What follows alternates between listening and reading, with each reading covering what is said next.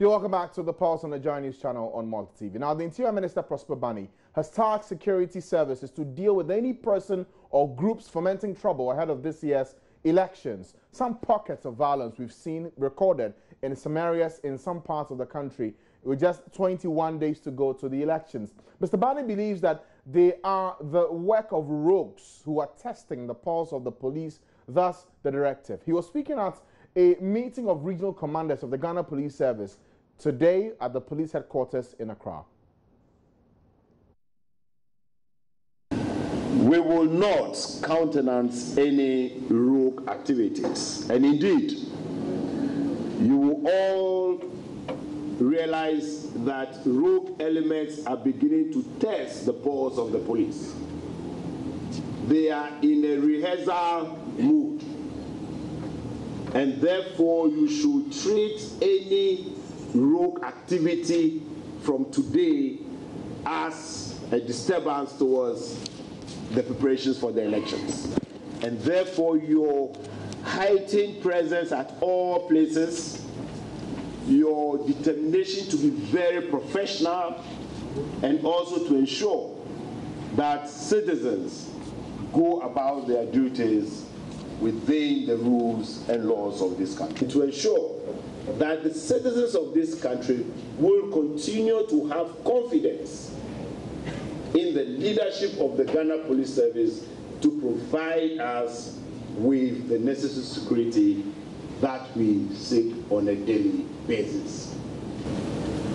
I want to reiterate that with the capacity we have, with the preparations that is still ongoing, that these elections coming on the 7th of December will come to pass as the last 6 elections we've had in this country.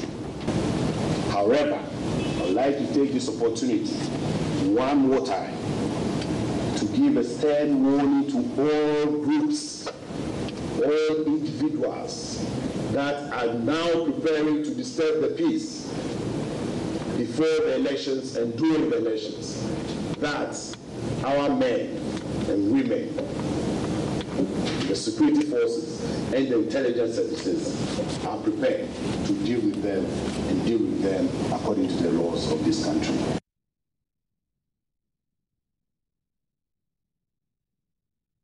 Still staying on security, the Ghana Police Service is also advising politicians not to run down its work with unsavory comments. Some persons have questioned the preparedness of the police service ahead of the December elections, especially after the incident that occurred in front of the house of the NPP's flag bearer, Nana Akufo-Addo, last Sunday. Some have said the response of the police was not satisfactory. But in a very sharp rebuttal, the head of the election task force of the Ghana Police Service, Chief Superintendent Benjamin Agoza, said such statements are, in his view, treacherous. He asked the political parties to concentrate on their core duties and leave the police to do its job.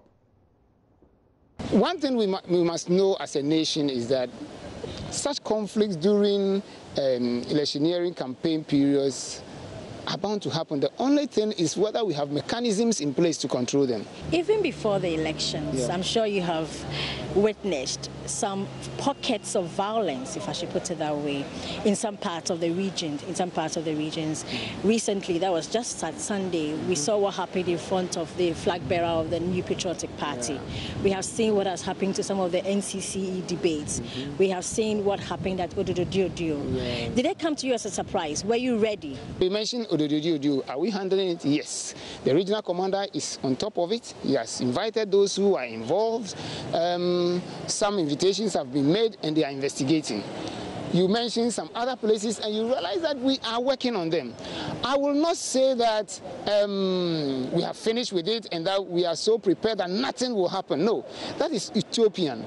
Police have put in place mechanisms to counteract everything or any situation that arises. But we've been expecting, a lot of Ghanaians have been expecting the police to come out with a form of a response to what happened in these areas as a form of an assurance that should anything extra than that happens on election day or after that, you will be ready. We haven't yet had that. Hannah, police has always been assuring members of the public, and I've been speaking to you and assuring you and giving you instances and steps that we've taken in many of these instances. What we must understand when it comes to politics is that police are always the easiest scapegoats. People will want to blame police as a kind of defense mechanism to do whatever they want to do. So today it is the police, tomorrow it is the police. Every political party is blaming the police. If you run down the police and police are unable to handle your situations, then you are running down the country. That's what you must understand. And in every circumstance, we cannot say we are perfect. We are doing our best. They should just stop running down the police institution. Are you saying this because you think that any of the political parties have run you down? Far from that, I know they have been criticizing us. Everybody thinks that we didn't do well. Tell us, police, you could have done this, you could have done that, you could have done this. But you see, don't go and bring isolated instances, pack them together and say, you didn't do this, that's why my people are doing this. The political parties have to talk to their party members. They have a lot more duties to perform, to do. They have duty to show their personnel how to vote so that we reduce the spoiled votes. These are some of their responsibilities they should go ahead and do. They have to talk to their people when they are going for work. They must know what to do and what not to do. They should not leave every responsibility to the police. You see, it is just like saying police must do this, police ought to do this, police should not have allowed this to happen. But what have you done yourselves? I'm doing mine, they should also do this. And if everybody does their responsibility, I tell you, we'll have a peaceful election.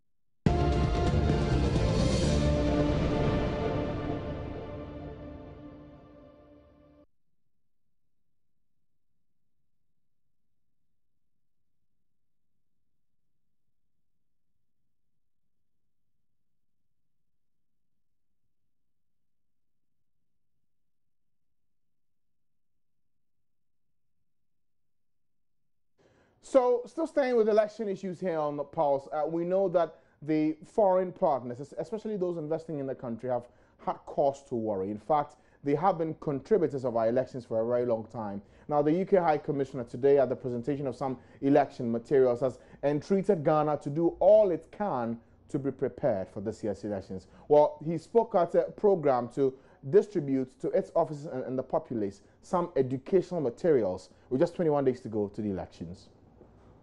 There should be no role for so-called party vigilante groups.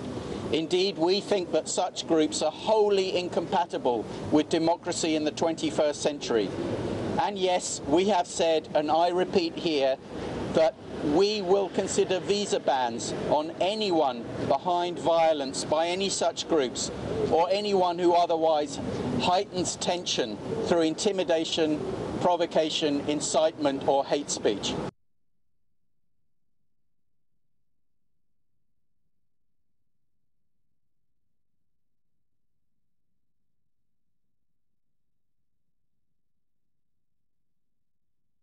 We'll move on to other issues here on the Pulse. The dates for examining, not the examination for me, but for businessman Alfred Agbeshi Woyome is November 24, exactly a week from today. But the heat emanating from yesterday's ruling is blowing now in every corner. The former Attorney General Martin Alamisi Amido has now dropped another revelation that the 4 million Ghana cedis paid by Mr. Woyome to the state is in fact a check which he describes as fake. We'll bring you his letter and the accompanying evidence in just a moment. But the Deputy Attorney General Dominic Ayine has this morning questioned the decision of the Supreme Court to orally examine Martin Amido in determining how the 51 million cedis paid to Mr. Woyome was spent. Speaking on the Super Morning Show today, Dr. Ayine argued that the grounds for granting Mr. Amido the opportunity to examine Mr. Woyome based on the state's inability to retrieve the money was in error. He explains why. It is true that the judge said that because we are not taking any action, Martin Amido should be granted the right to do so. That was an error. It was an evidentiary and a factual and legal error. When we filed the application to orally examine him, it was served on him personally. He gave it to his lawyers, and his lawyers wrote to us. In fact, the lawyers called first, followed up with a letter that said that their client was willing and able to pay part of the debt, and therefore they were asking us to abate proceedings as far as the oral examination is concerned. And that is why we stopped. We decided to discontinue. The letter that the lawyers wrote to you, we've cited the date on it. It's the 27th of October. Yes. But your letter that you wrote to the Supreme Court asking them to withdraw your application to orally examine him is dated the 26th, the day before the letter from the lawyers was written. Yes. Can you explain that? I can explain. I told you that we had prior discussions with them before the letter came. You said you had subsequent discussions. You just said it. I paid close attention. We had prior discussions. They had called us with respect to the matter. And then subsequently, we held a meeting with them in our office. Okay. So why did their letter not refer to your discussions? That is a matter of style. You can ask their lawyers to answer that question. It did not take place. So you came to an agreement with them orally, but when they wrote to you, they didn't reference this agreement. And you're saying it's a matter of style? It's a question of. And in their letter, they make no reference. In fact, they do make reference to their most recent interaction with you, and it's in February. No, you mean, are you referring to what we filed in the Supreme Court? I'm referring to what they wrote to you when they declared their client's ability to pay. I told you that the lawyers called us. Okay, we definitely interacted prior to the 27th. And take that from me. I don't lie. I'm a person of integrity. If you don't know me, I'm not going to lie on Joy FM. If that is the truth, I will accept it and apologize. So that's Mr. Dominic Kayine, Deputy Attorney General of the Republic of Ghana, speaking earlier today on the Super Morning Show on Joy FM, speaking to Kojo Yankson. Well, in the last 3 hours, the former Attorney General, Martin Amidu, has given us a foretaste of what will be in his arsenal when he shows up in open court next Thursday. In his write-up, he alleges that Mr. Woyome is deceiving us by claiming he has shown commitment to pay the basis for the AG's discontinuance of the case with a 4 million CD check. Joseph Akable is our man who's been monitoring and reading the details of the letter he's written. He's actually posted it on his website, martinamiduspeaks.com. Joseph, good afternoon to you. You've copiously read this document. What, first of all, is the import of this document? So the point he's making is that information supplied by the AG that the said amount has been paid. He says he sees that just as an attempt to put across to electorate that the government is indeed making efforts to retrieve the money from Mr. Woyome. He points out that as far as he is aware, he sees it as an attempt to deceive the public, and indeed he believes the said amount has not been paid as is being claimed by government. So without further ado, just take us through the first 3 paragraphs of this letter. I'm sure that captures the very essence of what you wanted to communicate. So it says, does the Ghana government believe us to be so easily fooled that they concoct Woyome part payments of the judgment debts as smoke and mirrors for their election campaign? The people of Ghana should demand to know from the government how its Attorney General can, in enforcing the order of the Supreme Court for Woyome to refund the unconstitutional payments made to Woyome to the Republic of Ghana, accept a check of 4 million cedis drawn by Woyome dated 4th November 2016 in favor of the Economic and Organized Crime Office as part payment of the monies ordered by the court to be refunded. It goes on to say that Attorney General accepted the Economic and Organized Crime Office check from Woyome and gave a receipt acknowledging the payment as part payment of the judgment debt of 51,283,483.59 cedis, and it says the Access Bank East Kant check number of 890081 and the Attorney General's receipt, which were exhibited to the Attorney General's affidavit sworn by the Attorney General herself on 9th November 2016 as Exhibit AG7 and AG7A are attached here in PDF for the public to judge how any Attorney General worth the name can accept a check drawn on the Economic and Organized Crime Office, which was not part to the action as part payment of the refund ordered by the court on 29 July 2014 for the Republic. So he goes on to attach a copy of the check that was made as in payment to the Attorney General by Mr. Woyome. And for the check, as it will be appearing on the screen shortly, it says pay Economic and Organized Crime Office the sum of 4 million Ghana cedis. It goes ahead to write it in figures, and it's an Access Bank East Kant account there. The check number is 890081. And essentially the point Mr. Hamidu is making is that he doesn't understand why the money is written in the name of Economic and Organized Crime Office, which he says is not a party in the entire matter. And he says it was the haste on the part of the AG to stop the court from allowing him examine Mr. Woyome. That they drafted this document, which he says they could have done it much better if they had more time. But in the haste to prevent the court from allowing him examine Mr. Woyome, they failed to close their tracks. Okay. Now, beyond the check that he attached to this letter, he also adds a certain body of evidence. The letter that details the receipt of this 4 million Ghana cedis as part payment for the judgment debt as paid by Mr. Alfred Agbeshi Woyome. For that evidence as well, does it speak directly to which account the money is coming from, who received the money in question?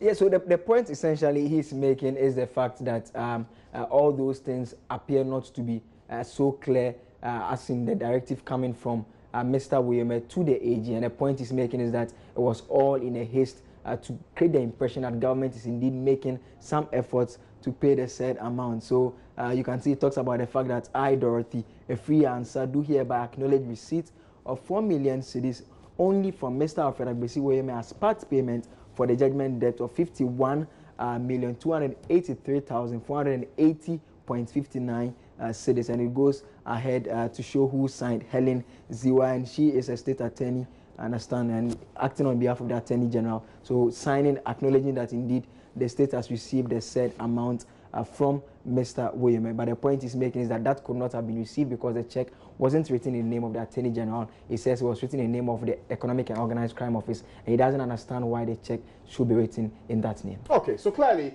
these are some of the things that we know will pop up in the course of the examination, which is scheduled for exactly a week from today. What we also know is that there are some moves to have the examination, for want of a better expression, not happen. We'll bring you some more details on that later on, but clearly this is something that we'll keep a close eye on here on Joy News and bring you details. It has been a running story for a very long time. Now it's looking as though Mr. Martin Hamidu, a man who has been questioned, citizen vigilante, will have his day in court on Thursday to examine the businessman Alfred Agbeshi Woyome. Remember that yesterday after the ruling was given, Mr. Woyome, a very unhappy man, at a news briefing indicated that he's done nothing wrong. In fact, in his view, he took the money legitimately, and he will prove that when he appears before the court. He also speaks of the court unduly persecuting him in this matter, already declaring him guilty before he's even heard in the court. We'll bring you some more on this story and developments here on your Joy News channel.